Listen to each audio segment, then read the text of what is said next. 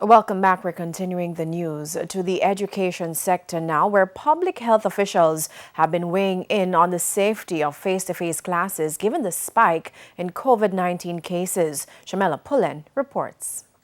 Before the third wave, there was great expectation that the nation's children would be heading back to the physical classroom at the start of the new school year.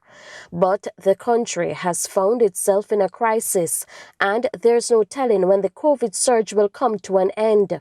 The Education Ministry has said it will only allow face-to-face classes in public schools only if 65% of the student population is vaccinated. But public health specialist Dr. Noel McLennan suggests it should be more. One ought to achieve what would be herd immunity. Almost similar to what is being thought of now in the BPO sector, or the tourism sector. If you're going to say all of those persons or most of those persons are vaccinated because they are pretty much in one small microcosm, small setting, small ecosystem. The same thing should exist for school. At least 70% of that population should be vaccinated to achieve herd immunity in that setting. A big question has been whether vaccinated and unvaccinated students should be in the same space. Dr. McLennan's recommendation.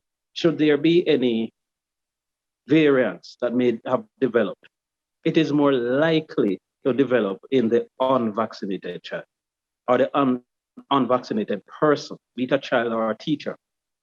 And so my own view is that the vaccinated children should be allowed to go back to school in a face-to-face manner.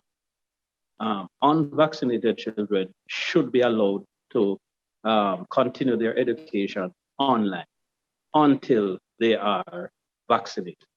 As for Dr. Orville Nemard, he believes for a safe return to the classroom, schools must also emphasize protocols like physical distancing. But he acknowledged this might be difficult to uphold. If the physical space you have is what it is, then how do you work around it?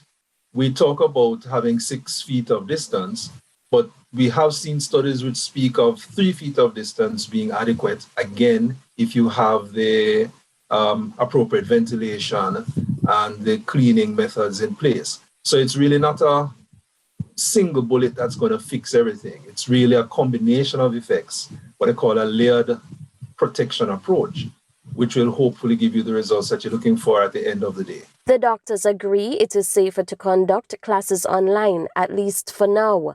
It is hoped that a vaccine for children 9 years and over will be approved by December. As for toddlers, studies are currently underway. Shamela Pullen, TVJ News.